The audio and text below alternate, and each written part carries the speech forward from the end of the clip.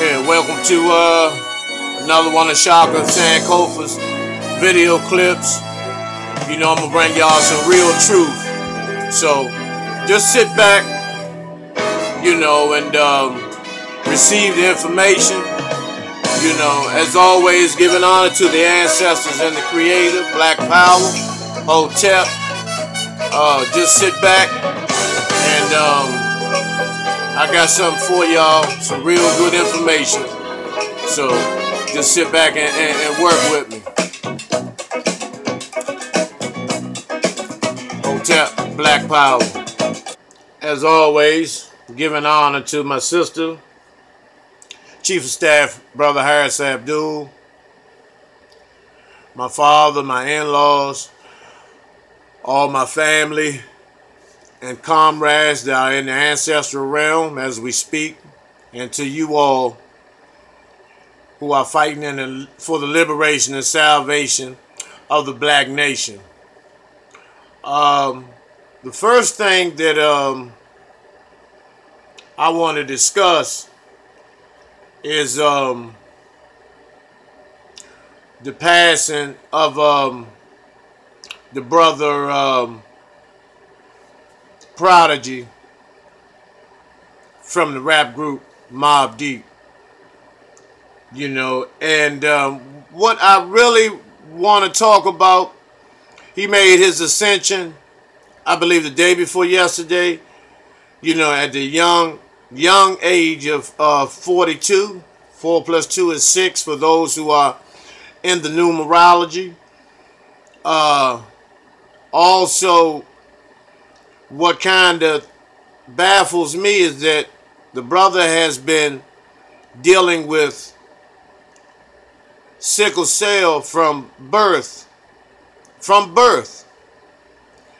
But all of a sudden, after he comes out of prison and becomes conscious and begins to talk on a very, very high conscious revolutionary black liberation level, he makes his ascension. And that's the same exact situation that went down with the ascension of Pimp C. Now, it's no far-fetched conspiracy theorist version or opinion or notion or anything of that sort. This is just the facts. This is just the true facts of what happened with this brother Prodigy. And may I say this to you all who may not understand the totality and the severity towards white genetic annihilation, when our brothers and sisters do wake up and become conscious, that have access to the media and are celebrities or athletes or whatever, the impact that they have on the masses of our youth. You know, and that's why the powers that be know exactly what they're doing when one that is a celebrity or an entertainer or an athlete or what have you becomes conscious and begins to wake up the masses of people, because Brother Prodigy was being heard by a lot of people. And also, one of the keys of enlightenment into his journey of black consciousness was when he began to read a lot of the teachings of Dr. Malachi Z. York. And so I'm going to let y'all hear, you know, the level of consciousness that Brother Prodigy had reached.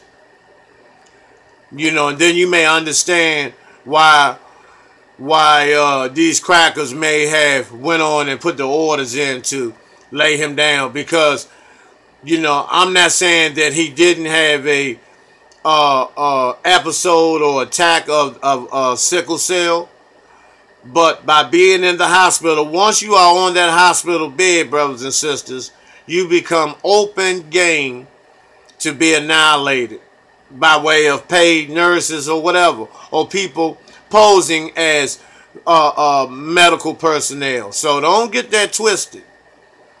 So I'm going to let y'all hear just a small excerpt of what the brother Prodigy, the level of consciousness he had reached, opposed to where he was at when he was like a lot of these other unconscious rappers, and they talk about the bitches, whole gun, whole gun thing, which he was on that level, but I'll show you how he had ascended from that level to the level of consciousness that he was on. So just stay tuned for a minute. That people call God. There's many names for it. Allah, God, the Creator, the Most High. But the power exists. Some people, they don't like to admit that power exists, or they just don't believe it. They're atheists, you know what I mean? But me personally, I know there's a higher power, and you know that power is real. That power is like, it's one force, right? It's one God force on this planet. And we are given free will to do what we want with that power. You can use that power for good, and then you can use that power for evil too. But there's only one power. You know, so when people say the God and the devil, nah, there's only one. But you can use that force for bad. That's what these people are playing with. They're playing with that energy that exists out here that we all have access to. Prodigy, what's going on, man? What up, kid? Chilling, man. Good to see you. You know, you asked me to come up here and meet you. We're gonna have this talk. But where are we right now, man? Can you tell us where we're at? Can we say? We actually in home. A friend of mine, Cynthia. She does these immersive plays. I'm actually a part of one of them, and we're working on another one. But the original one that we worked on is called the Illuminati Ball, and we actually do it here in the house. So we're in the Illuminati house. Basically, yeah. I want to take it all the way back to the beginning. 1995 was the first time I ever heard about the Illuminati. It was in a verse. You on LL Cool J's I Shot Ya remix. And you said, Illuminati want my mind, soul, and my body. Illuminati want my mind, soul, and my body. Secret society, trying to keep their army. I don't know if we all knew what you meant at the time. I know it started a trend where then every rapper started using Illuminati in their rhymes. Yeah. For you, when you first wrote that lyric, what was going on in your head? What was the message you were really trying to convey? You know, I grew up in Long Island until I was like 12. Then I moved to Queens, I moved to Left Right. But in Long Island, they had the gods and the earths. You know, like the 5% Nation, the Nation of Islam. It's not the same thing, but affiliated in a way. It always like was intriguing to me because they was out there hustling and doing their thing, but at the same time, they had a lot of knowledge. I had a group of friends in school, and we were all interested in this information, and we were actually cut out of school to go to the library because we realized that school wasn't teaching us about the history of our culture and our people. I had bumped into some other books that these Muslim brothers used to sell on the streets. The author was Dr. Malachi Z. York. His books just opened my eyes even wider. Simple things like when you say amen after you pray, like where does that come from? Like the origin of the Bible, the origin of the Quran. And I came across the word Illuminati. I wanted to put what I was learning into the music. So that was just, you know, a portion, you know, of the level of consciousness that this brother had reached. And so now you probably can understand basically why I'm saying that, Brother Prodigy and Brother Pimp C basically met the same demise under the same procedure that of annihilation, based on the fact that they had become conscious. They had become conscious and they had influence over a lot of the youth. And people were beginning to wake up. And so, and this is what these crackers do. They do everything that they can to prevent a resurgence of the level of black consciousness in the black community. That's something that they dread, and that's something that they vow would never happen again. Being that the last time when during the Panthers, as you can see behind me, the brother Huey P. Newton, during the Panthers, when the Panthers were being infiltrated, you know, enormously at that period of time, the mid 60s, late 60s, early 70s. They had to come up with something that would disintegrate the revolutionary spirit in the inner cities. And so, specifically in New York, they allowed Frank Lucas to get this high-grade heroin from five-star generals in Saigon and Cambodia during the Vietnam War to crush the revolutionary and conscious spirit among our brothers and sisters in the black community. So when they, and the purpose of them glorifying American Gangster, because they didn't want you to know that the CIA allowed Frank Lucas to get on a payphone, public payphone, call in the middle of a war that the United States was in a war with, called one of the enemy's five-star generals, and get all this high-grade heroin that were placed in the bags of the deceased soldiers without the CIA knowing it. That's impossible. That's impossible. The CIA allowed that to happen. And then once the revolutionary spirit was crushed and you had hundreds, thousands of people, you know, strung out off of heroin, that's when they told Frank Lucas, your work is done, your mission is done, you're out. And he went to jail and became an informant, which he was an informant prior to him being arrested. They just didn't play that in the movie because they want you to think that you can become an American gangster. So, now I want to talk about, you know, the uprisings in Minnesota behind the Philando Castile decision, you know, and, you know, all of this, you know, and for you niggas who, you know, are out here pleading with them to stop tearing shit up, I don't give a damn about Minnesota being torn to fucking pieces. This shit needs to happen, and I believe it was set up this way so the blacks in Minnesota, wherever, Minneapolis, can storm the streets in multitudes, so these state police and these fucking National Guards can murder and murder these brothers and sisters in cold blood. We had to be careful, you know, about this being a setup. So, if you're going to tear up something, this is my message. Because I'm not with the marching and all that bullshit. I refuse to get involved with that singing and holding hands and all that shit. That's not me. Now, you know, go to the white communities, tear up all the white stores, loot all the white stores. Don't just tear up the shit in your neighborhood. Now, you already know, because you saw it in Ferguson, you saw it in Baltimore, you know, so you ought to know now, you know, where to hit these motherfuckers, where it's going to hurt at. You're not going to hurt them by tearing up the Korean carry out and shit where you got to eat chicken and fried rice from. Go to Walgreens, go to Walmart up there in them white communities. Go to the jewelry stores, the jewelers, them blood-sucking fucking Jews that own those jewelry stores and them blood-fucking diamonds that our babies are still getting limbs amputated from working in these golden diamond mines in South Africa. Go in there and take all that jewelry. You know, take them for bad. You know, all that old peace shit. The peace shit is over with. The cracker has declared war on the black man.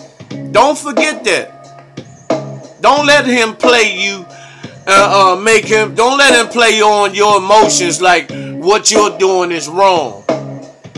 Take the heads off them motherfuckers. If you're gonna go, go.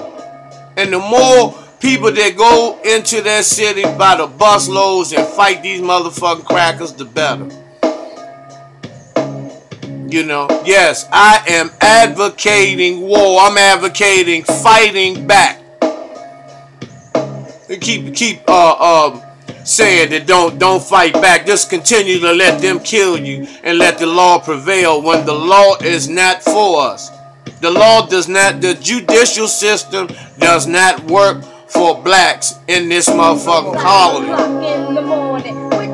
When are you going, you know, the only people that, you know, that don't understand this is these buck dancing, bootlicking, butt licking, bamboozled ass niggas. You're never going to get them.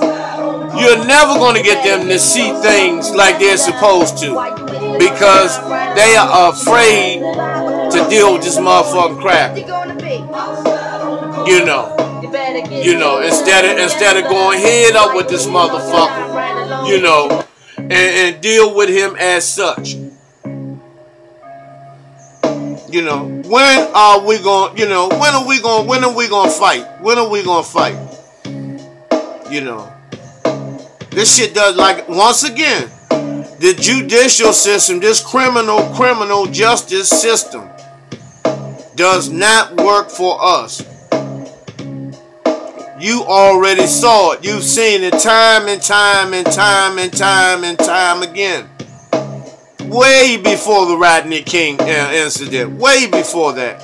Think about the thousands of black men and women that have been murdered before any cameras even came out. So this shit never worked for us. Never. And it never will. It's not designed for us. You know, so all y'all talking about, you know, taking the cracker to court. The only court that will work for us, taking the cracker to, is our own court. Even if you show him the laws, they're still not going to abide by it. All the cracker going to do is say, so what? So what? So what, you know this? So what?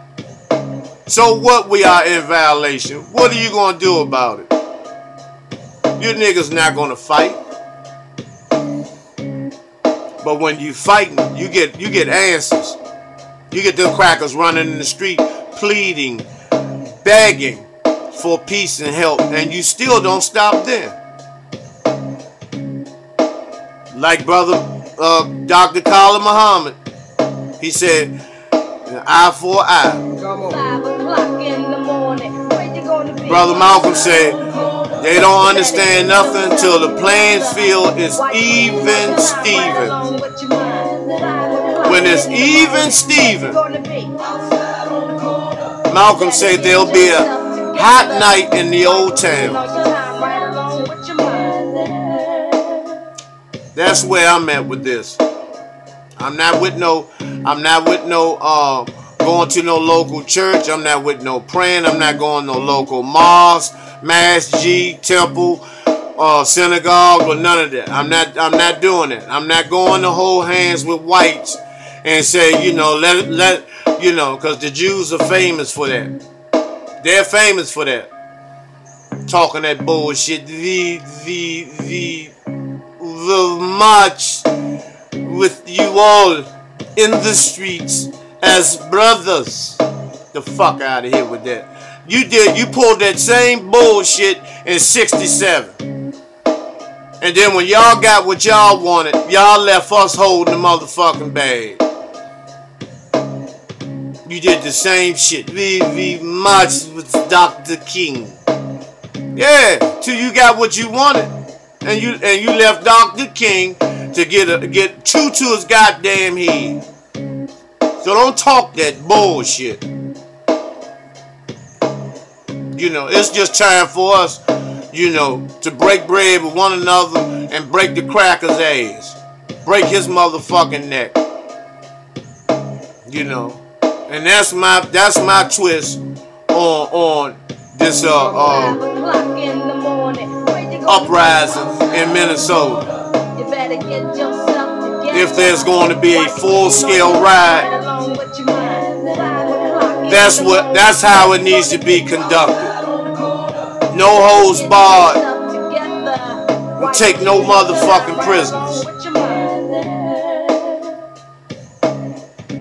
So now, what I want to also talk about, is, these fake preachers at the pulpit.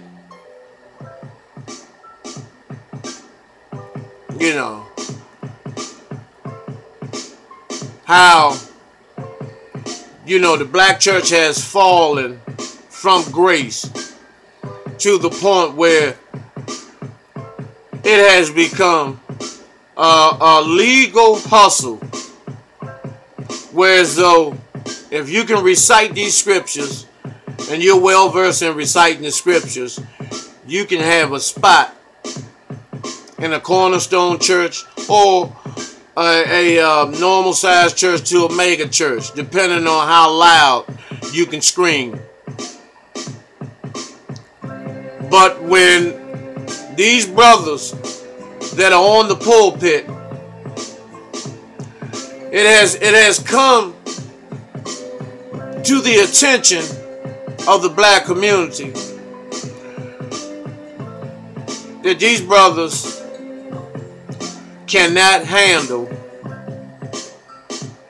an abundance of people, hundreds, maybe in some cases thousands of people giving you respect and putting you on a pedestal and looking you on in high regards, primarily and specifically these queens. In other words, what I'm saying is that a lot of you preachers can't control yourselves, and you want to fuck everything in your congregation. And your ego won't allow you to confess these things or to step down and get the type of help so you can have that control, that particular demon arrested that's in you. But to avoid that, you allow your image and your ego to get in the way, and you'll continue to fuck up and destroy marriages, fuck up people's homes, lie to these queens, break their hearts, sell them false dreams, and at the same time disrespect these sisters that have looked up to you, that that admire and adore you. And I'm not going to say that it's up to the queen, because it's up to that preacher to be able to have enough control over himself to let these sisters know that it cannot go down like this. No, sister, I know, maybe we can try to, find a brother for you, but I'm not, that's not spiritually ethical for me to participate and conduct myself in such a manner. Then I would be a hypocrite. No. 98% of y'all, you'll call them sisters, oh, come on over the house, I'm gonna lay hands on you. Yeah. You're gonna lay hands on you, you're gonna bless them. You're gonna fill them with the motherfucking fluid of the Holy Spirit. And you tell them to, thy rod and thy staff shall comfort you. May thou ask permission to suck on thy rods. Could thou put her mouth on thine penis?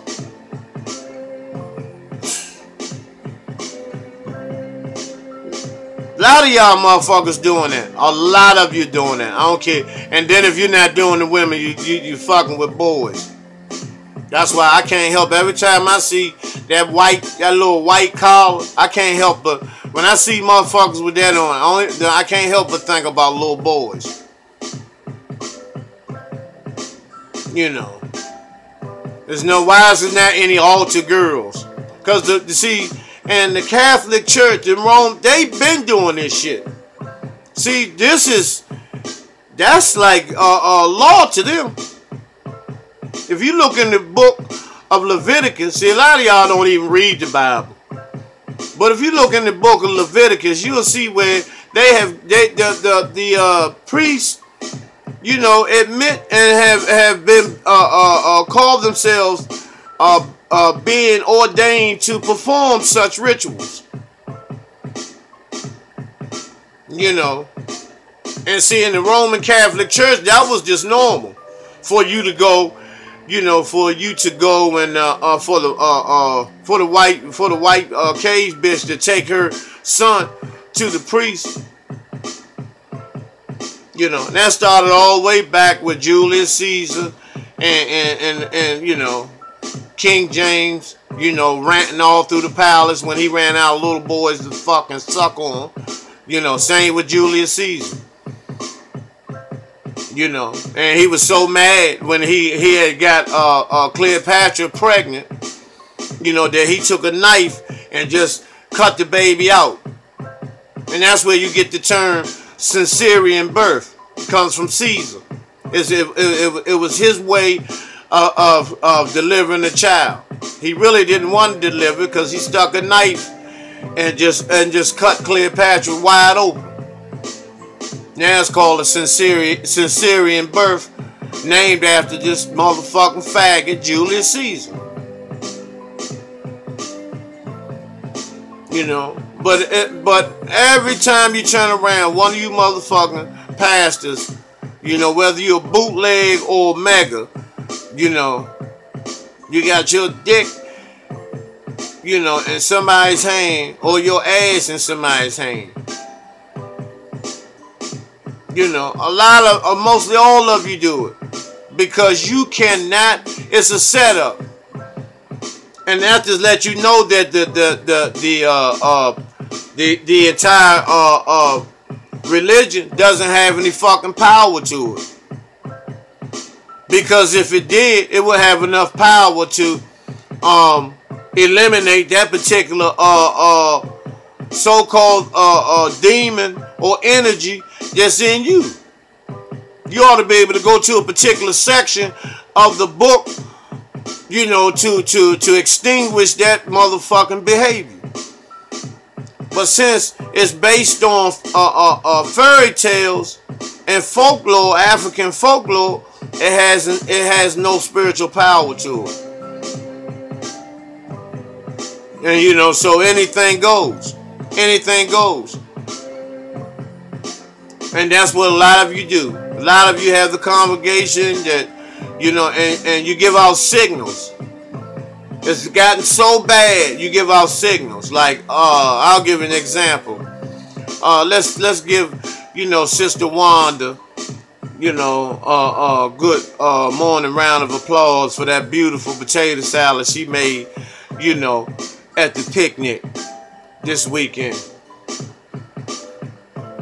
But it wasn't a potato salad. It was the salad being tossed in the at the picnic at the nearest hotel from the picnic. You know, but some, you know, and then a lot of you will say, you know, all of them ain't like that though. Most of them are. Most of them are. You know, because let's look at this. Christians do more killing than anybody on the planet. They do more raping than anybody on the planet. They do more homosexual, bisexual, trisexual shit than anybody on the planet. They do more robbing. They do more burglaries than anybody on the planet.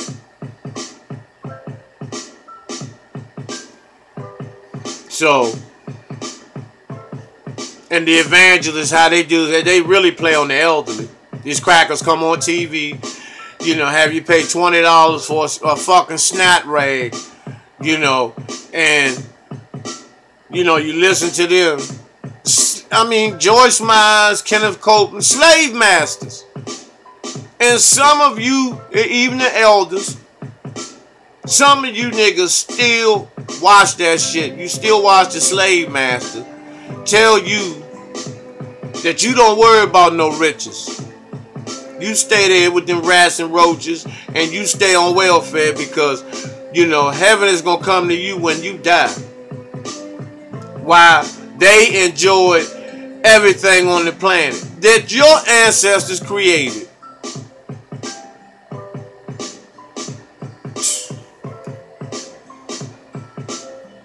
You know, and then all the pastors, Jamal Bryant, all, you know, it's a rack of y'all. It's a whole clique of you motherfuckers. Then y'all have a special on Oprah where, you know, you break down the cry and try to talk so, you know, like you Martin Luther King or somebody, you know, dialect wise, you know. Well, I have sinned in the presence of the Lord, and, you know, and then you had that fake cry, you know. And then you want people to feel sorry for you. You know, after you done fucked the whole choir, you done fucked the damn Treasury Committee, you know. You done fucked the motherfucking usher, the female usher board. You know, and then there you know, and then you go to the club, you making it rain. I have seen TD Jakes and all them going to these after parties with P. Diddy and all these motherfuckers. You know, Kurt Franklin, he at the after parties. He hanging with motherfucking Source Awards after party with lipstick on and leather motherfucking pants. You know, then when your ass get jammed up because you done something that you miss your motherfucking payment to that cracker. Then they got your ass on 2020 or Dateline. Now you tongue-tied, crying and all this shit. You know I have sinned before God, and I'm just asking my congregation to forgive me for my sins. The fuck out of here with that. You know, you pay them back by giving them their motherfucking money back. Turn in that goddamn Bentley. You know, turning that goddamn Learjet, turn that bullshit and give them people their fucking money back. That's for starters. And then you step down and have a goddamn seat in the back row and let somebody, if you can find somebody that's gonna be sincere and real with this shit. Because it appears that the ones that don't have anything, they be on the grind hard as a motherfucker. And then as soon as they go from rags to riches, they go